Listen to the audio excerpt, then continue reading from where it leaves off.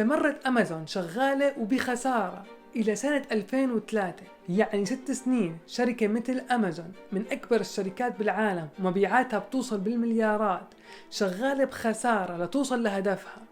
استراتيجية عجيبة ولكنها مدروسة وكانت فعالة. هذا فيديو غير حقيقي ولكن بيخليك تتأمل، هل ممكن يجي يوم أمازون يعرف إنه المرأة حامل قبل ما هي نفسها تعرف؟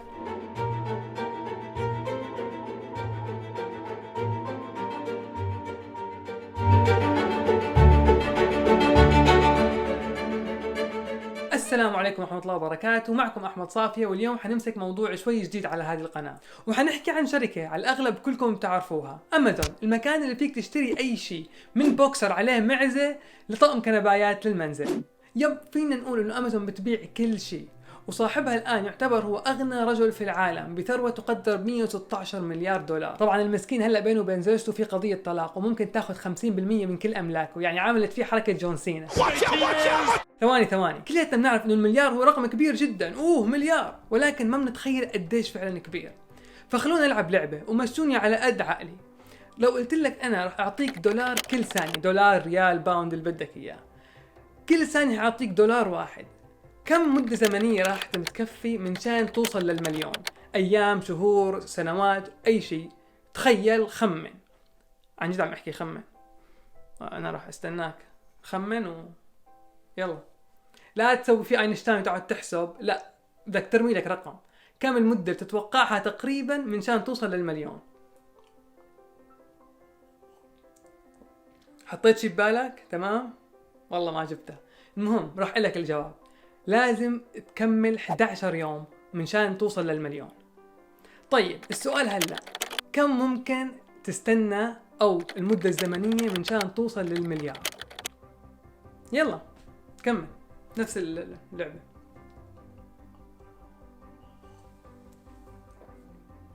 لا، راح لك الجواب ضيق. لازم تستنى 31 سنة وكسور. بتخيل الفرق بين المليون والمليار؟ هديك بدها 11 يوم، هذه 31 سنة وكسور من شان لو أعطيك كل ثانية دولار أو ريال من شان توصل للمليار. ولكن كيف قدروا يوصلوا هالأرقام الهائلة ويصيروا عمالقة التجارة الإلكترونية بالعالم؟ بالحقيقة كانت بداية متواضعة جدا. هذه هي حكاية أمازون. خلونا نرجع زمان قبل ما يبدأ باب الحارة. يا رجال، قبل ما يجي ميسي على برشلونة ويصير فريق كويس. برشلونة فريق كويس من زمان. طيب ماشي. المهم أيام التسعينات بدأ الإنترنت، شبكة المعلومات مثل ما كانوا يسموها. Allison, can you explain what internet is? It's a giant computer network. Oh, I thought you were going to tell us what this was. It's like a computer billboard. كانت منصة اقتصادية متصاعدة بشكل سريع جدا، ولكنها مجهولة تماما. ولكن شاب صغير اسمه جيف بيزوس حاصل على شهادة بالحاسب والكهرباء. حاسب وكهرباء كيف ضبطت مع بعض هذيك الأيام، الله يعينهم. شاب مجتهد في عمله مثل حالتي هيك، انتقل من شركة لشركة إلى أن وصل إلى منصب نائب الرئيس التنفيذي لأحد الشركات في وول ستريت، وهو كان أصغر من يصل إلى هذا المنصب في هذاك الوقت. هذا الإنسان كان متابع لتطور الإنترنت وتضخمه، ولما قلت تضخم ما كان تضخم بسيط. زيزو خلاص بدنا ندلعه، بدنا نقول جيف بيزوس كل مرة، خلاص زيزو انتبه إنه استخدام الإنترنت وشعبيته كانت عم تزيد 2300% كل سنة. من وراء الملاحظة البسيطة قرر زيزو إنه يترك وظيفته من شان ينتهز هالفرصة. الوظيفة اللي كانت على الأغلب أمه تقول له عنها إنه في 1000 شخص بيتمناها، مثل ما أمي بتقلي في 1000 بنت بتتمناك. لهلا ما قابلت غير 2، باقي 998. ترى والله لهلا مستني. Hi there, who are you? I'm Jeff Bezos. And what is your claim to fame? I'm the founder of Amazon.com. Where did you get an idea for Amazon.com? Well, 3 years ago, I was in New York City working for a quantitative hedge fund when I came across the startling statistic that web usage was growing at 2,300% a year. So I decided I would try and find a business plan that made sense in the context of that growth. المهم ترك وظيفته من شان يركب موجة الإنترنت، وبدأ يدور على فكرة من شان يستخدم هي الأداة الجديدة لحتى لا الثغرة اللي فيه يدخل عن طريقها. نظر زيزو لعملية التسوق بهداك الوقت. أي شخص بده يشتري شيء بيروح على السوق، بيدور على الغرض اللي محتاجه، بيشتريه وبيرجع على البيت. الوضع بالسليم. مش زيزو، شوف التفكير. زيزو شاف انه فينه يسهل العملية هذه اكتر بكتير. ليه ما اخلي العميل من بيته وبضغطة زر يقدر يشتري اللي بده اياه والسلعة توصل على بيته؟ يعني فكرة جهنمية، وخصوصا بهداك الوقت. حرفيا هي الفكرة اللي فينك تقول عنها إحسان.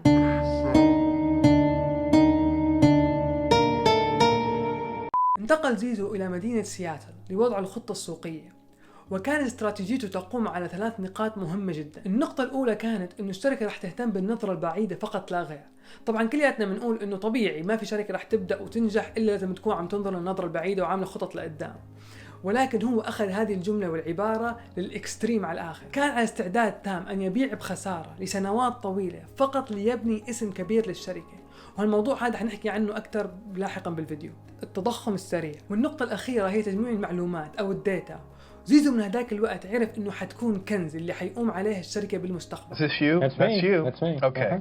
The computer also remembered my past orders, and after comparing me with other customers who'd bought the same books, it calculated which new books I might like to buy.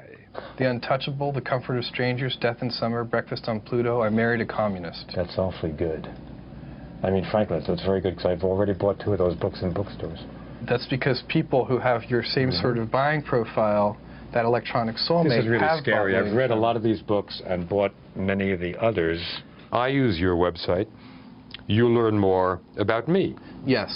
One of your employees has said that you collect half a gigabyte, whatever that is, of information on your customers every day.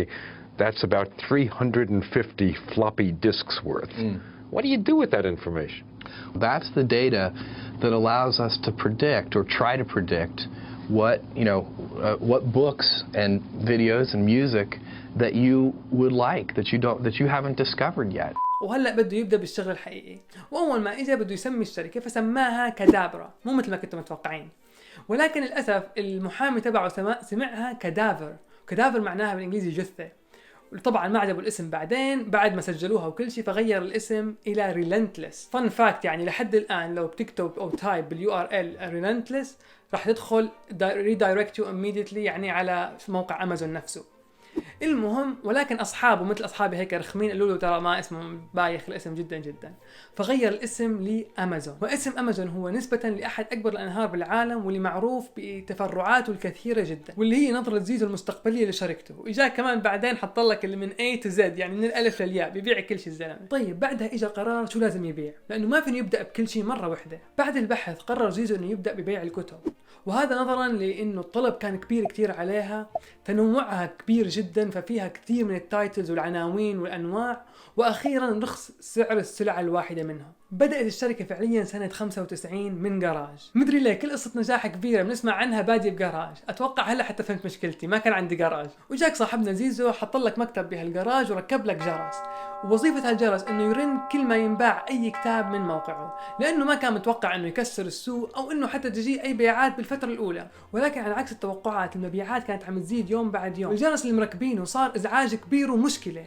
يا رب ترزقنا هيك مشاكل. خلال شهرين الموقع باع لأكثر من 45 دولة بالعالم، وكان عم يطلع أكثر من $80,000 شهريا. بهداك الوقت كان نجاح كبير جدا، وما كانوا بيعرفوا انه بعد 25 سنة حيقدروا يوصلوا للرقم هذا $80,000 شهريا خلال كل 14 ثانية. قيمة الشركة ظلت تكبر وتكبر حتى وصلوا لسنة 97، ولأنه الشركة كان من سياستها أنه تكبر بأسرع وقت ممكن، فتحوا الشركة للبابليك، بما معناه أنه الشركة فتحت أسهمها للعامة منشان يقدروا يستثمروا فيها. كان سعر السهم الواحد للشركة $18 مقارنة بسعره الحالي من تصوير هذا الفيديو $2,960. لو عملنا حسبة صغيرة وقلنا أنك استثمرت $10,000 بأمازون سنة 97، كان هلأ معاك أسهم قيمتها السوقية ب$1.6 مليون. هذا نفس كلامنا لما يجي أبوك يقول لك والله على أيامنا كانت قطعة الأرض بريالين.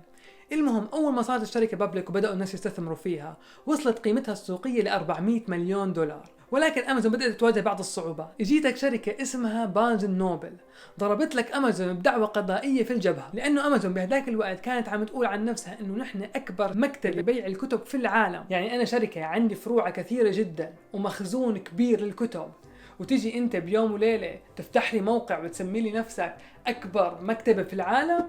بعد ما نوط المحاكم ما طلع منها أي شيء، وظلت أمازون تسمي نفسها أكبر مكتبة لبيع الكتب في العالم. طيب الشركة حاليا ماشي مثل اللوز، وأسعار أسهمها طايرة بالسماء. ولكن مو شركة أمازون لحالها، كان شركات التكنولوجيا عم تنمو بشكل هائل هداك الوقت، واللي هو يعتبر العصر الذهبي لهالشركات، لأنه المستثمرين في هداك الوقت كانوا فالين أمهم وما بيعرفوا بشو عم يستثمروا. ولكن أهم شيء العوائد كانت حلوة جدا، لأنه قيمة الشركات عم تكبر وتكبر وتكبر وتكبر. والاستثمار الكبير هذا خلق ما يسمى بالدوت كوم بابل أو فقاعة الإنترنت، وهالشي خلى شركات تكنولوجيا كتيرة توصل قيمتها السوقية للمليارات بدون ما يكون عندهم إيرادات أو حتى برودكت أحيانا. ما هو لأنه الكل عم يستثمر والقيمة عم تطلع والكل عم يتطلع ومبسوط إنه عم تكبر القيمة، ولكن فعليا الشركة ما عم تعمل أي شيء. طيب شو هالشيء له علاقة بأمازون؟ بعد بفترة انتبهوا المستثمرين إنه في شركات كتيرة من هدول الجداد اللي طلعوا عن طريق الإنترنت ما عندهم أي أرباح أو أي إيرادات، وقرروا يسحبوا فلوسهم ويبيعوا أسهمهم. صار انهيار كبير للدوت كوم بابل، ومثل ما بيقول لك المثل الخير بيخص والشر بيعم. بعد هالانهيار أمازون حرفيا كانت على وشك الإفلاس، ونزل سعر السهم لأمازون من 106 دولار إلى 5 دولار فقط لا غير. وطبعا هذا الانهيار ما أثر على أمازون فقط لا غير، أثر على كثير من منافسين أمازون لدرجة إنه أغلبهم أعلنوا إفلاسهم. طيب كيف قدرت أمازون إنها تنجو من هالموضوع؟ هذا الشيء بيعود لاستراتيجية زيزو اللي حطها من البداية، اللي هي كانت التضخم السريع. ولهيك كان زيزو واضح جدا مع مستثمرينه الأساسيين. وهلا حنشوف واحدة من الرسائل اللي أرسلها زيزو لمستثمرينهم أول ما بدأ الشركة، إلى حد ما بتتضمن إنه أول فترة ما حيكون في أرباح ولا في داعي يشوفوا قيمة الأسهم، لأنه ما حتكون مقياس على نجاح الشركة، وحيكون إرضاء العميل هو أهم شيء في هذه المعادلة، والأرباح جاية مع المستقبل. زيزو كان همه الأول والأخير إنه يكون المكان الأفضل والأرخص للشراء، ويزرع هالشي بذهن العميل ويكون أكبر قاعدة للعملاء تكون المرجع الأول لأي مشتري. وكان يقيس نجاحه على حجم المبيعات وإسعاد العميل وإرضائه وكسب الثقة من العميل، وليس على الأرباح على عكس أغلب الشركات. خلونا مثلا نشوف سجلات أمازون. بتلاحظ هون إنه شركة ضخمة مثل أمازون وبأرقامها كانت كل ما تبيع أكتر تخسر أكتر، بس مثل ما حكينا كان اهتمامها بهالرقم هذا مو هالرقم هذا. فمرت أمازون شغالة وبخسارة إلى سنة 2003، يعني 6 سنين شركة مثل أمازون من أكبر الشركات بالعالم ومبيعاتها بتوصل بالمليارات شغالة بخسارة لتوصل لهدفها. استراتيجية عجيبة ولكنها مدروسة وكانت فعالة. وبعدها أمازون بدأت تتوسع أكثر وأكثر حتى وصلت لمرحلة إنه تبيع فيها كل شيء، وبدأت تدخل مجالات كثيرة وجديدة، وهذه مثال على بعض الشركات المملوكة من أمازون. وطبعا مع الوقت بدأت أمازون تأكل المنافسين مهما كان حجمهم، مثل ما شفنا صار بسوق دوت كوم في السعودية اللي اشتريته أمازون بأكثر من $500 مليار. أحيانا بتكون عروض الاستحواذ مرحب فيها من قبل الشركات، إنه أمازون جاي تشتري شركتي زي العسل، اعطيني المبلغ الفلاني وتفضل المفتاح عند الباب تركته. ولكن بعض الشركات ما بترضى انه ترضخ او يستحوذ عليها، بتقول لك لا انا شغال زي العسل وبدي حصتي بالسوق. ولكن للاسف لما امازون تعرض عليك عرض استحواذ مو على كيفك انك ترضى او ترفض. مثال على ذلك اللي حصل مع شركة اسمها diapers.com، واللي هي شركة بتبيع حفاضات للأطفال وبعض المنتجات الأخرى للبيبيز. الشركة بدأت ب 2005 وكانت عم تعمل مبيعات حلوة جدا وتصاعدية خلال 4 سنين. أمازون قررت أن تدخل بالمجال وعرضت عليها أن تستحوذها بمبلغ حلو، ولكن شركة دايبرز قالوا لك لا يا معلم. طبعا ما قالوا يا معلم، أنا عم ترجم هلا شو حكوا هنا هذيك الأيام، إنه والله حنبقى. وأمازون قالت لهم طيب ماشي حنشوف. خلال سنة واحدة أمازون عملت خط تصنيع جديد للحفاضات، وبدأت بتقليل السعر بشكل هائل لدرجة انه سبب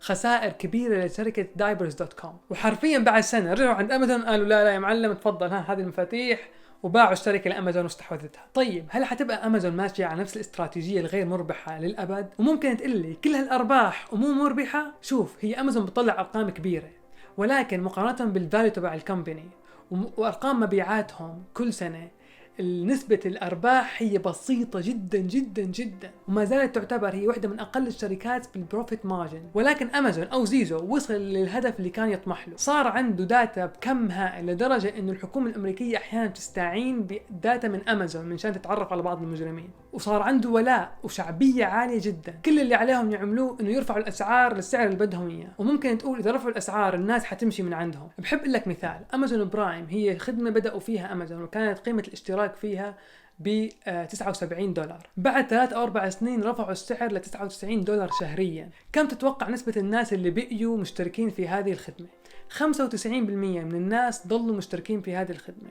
وهذا بيوضح لك انه احيانا الاسم البراند او الشعبيه او الثقه اللي بتعطيها لشركه بتضل معاك دائما. مثل ما ابل مثلا شو ما نزلت جوال ومهما كان غالي دائما الناس حتشتري لانه ابل خلص واثقين فيها 100%.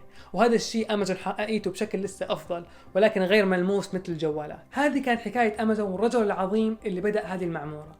بتمنى انكم استفدتوا من هالفيديو، وتوته توته خلصت لحد توته. بتمنى تعملوا لنا لايك وكمان توته. باي. So, by the way, hit that like button if you want to hear more about this information. This is real. This is a real information.